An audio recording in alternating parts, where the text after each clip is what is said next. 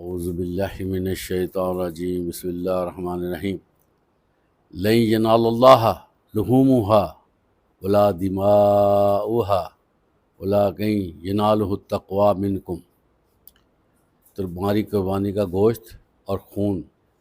اللہ تک نہیں پہنچتے مگر تمہاری پرہیزگاری کو اللہ جانتا ہے۔ محترم حضرات، سورہ حج آیت 37 کا ایک ٹکڑا آپ کے سامنے پیش کیا گیا ہے، جس میں اللہ تعالیٰ نے قربانی دینے والوں کے لیے ایک پیغام فرمایا ہے کہ وہ لوگ جو قربانی کرتے ہیں اللہ تعالیٰ کو ان کے گوشت اور ان کے خون سے کوئی حاصل نہیں ہے، بلکہ وہ تو تمہارے دلوں کو دیکھنا چاہتا ہے۔ حضرات گرامی، قربانی کا یہ فلسفہ ہے کہ ہم اللہ کی رضا کے لیے قربان کریں۔ اگر ہماری قربانی میں ریاکاری آ جاتی ہے اور ہم دکھلاوے کے لیے بڑے بڑے جانور کرتے ہیں اور ان کی نمائش کرتے ہیں اور پھر جو ہے وہ ماحول بنایا جاتا ہے دکھانے کے لیے، یہ ساری چیزیں اللہ کے ہاں قابل قبول نہیں ہیں، بلکہ قربانی کا اصل فلسفہ یہی ہے کہ انسان یہ سوچے، انسان کے دل میں یہ چیز ہونی چاہیے کہ میں یہ جو قربانی دے رہا ہوں یہ میری اللہ کے لیے ہے اور میں اللہ ہی کی رضا چاہتا ہوں۔ اور یہ جذبہ جو ہے اس کے اندر اس حوالے سے بھی ہونا چاہیے کہ آج میں اس جانور کی قربانی دے رہا ہوں، کل کو اگر میری اپنی جان کی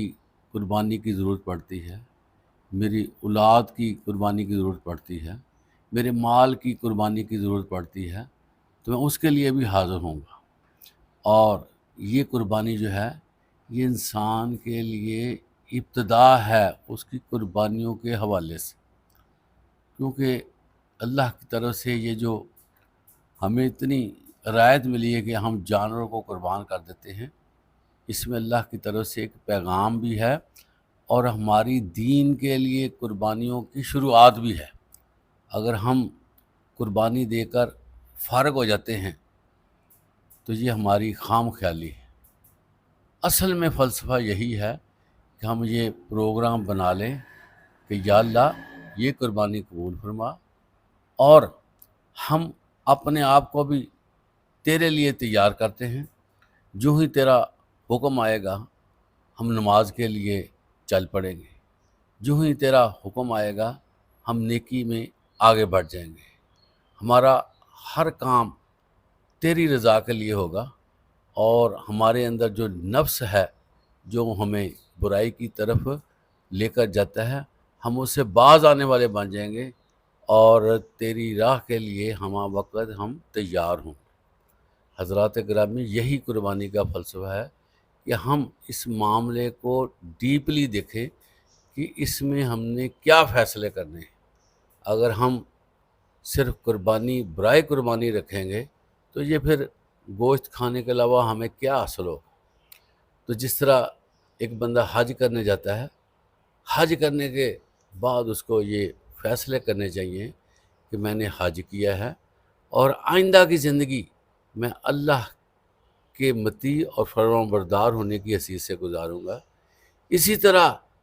ایک بندہ قربانی کرتا ہے،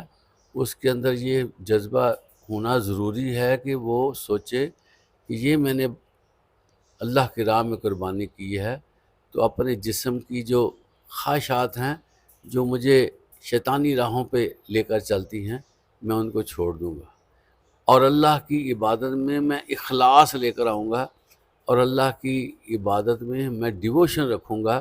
اور اپنے معاملات کو اللہ کے حوالے کر دوں گا، اور اللہ پر ہی میں توکل کروں گا۔ اپنے شب و روز میں دین کے مطابق گزارنے کی کوشش کروں گا۔ اگر یہ فلسفہ محترم حضرات پیدا ہوتا ہے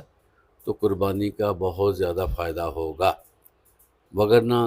قربانی کو ایک سیلیبریشن بنا کے اگر ہم نے اس پہ جو ہے وقت گزار لیا تو آئندہ سال پھر ہمارا نفسا نفسی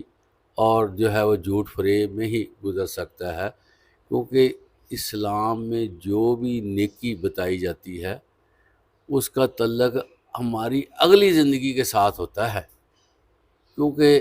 اسلام ہر نیکی سے دوسری نیکی کو بڑھاتا ہے اور یہ رینیو کرتا ہے کہ میں نے یا اللہ یہ کام کیا ہے، آگے بھی مجھے اچھے کام کرنے کی توفیق عطا فرما۔ جس طرح روزے رکھے جاتے ہیں، اس میں بھی یہی میسج ہے کہ ہم آئندہ چل کر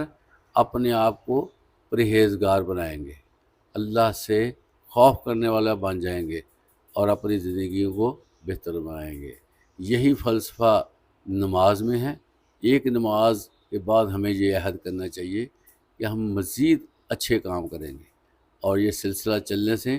انسان کے اندر پھر تبدیلی واقعہ ہونا شروع ہو جاتی ہے۔ انسان پھر اپنی حالت پہ غور کرتا رہتا ہے، کیونکہ انسان جو ہے اس کا نفس سرکش گھوڑے کی طرح ہے، اگر اس گھوڑے کو لگام نہ ڈالی جائے تو یہ بربادی لاتا ہے۔ تو مختلف چیزیں جو اللہ نے ہمارے لیے رکھی ہیں، جو نیکی کے کام رکھے ہیں، اس کے اندر یہی بات ہمیں نظر آتی ہے کہ ہم اگلے معاملے میں اپنی اصلاح کریں، اور اللہ تعالیٰ چاہتا ہے کہ میرے بندے جب میرے پاس آئیں تو وہ ہر طرح کی علائشوں سے پاک ہوں اور ان کے اعمال کا وزن جو ہے بڑا بھاری ہو، تاکہ ان کو ان کی دل پسند جو ہے اگلی زندگی دی جا سکے۔ تو اللہ تعالیٰ ہمیں اس فلسفے کو سمجھنے کی توفیق عطا فرمائے کہ ہم نے جو قربانی کرنی ہے اس میں یہ عہد بھی ہے کہ یا باری تعالیٰ سارا سال ہم تیری راہ میں چلیں گے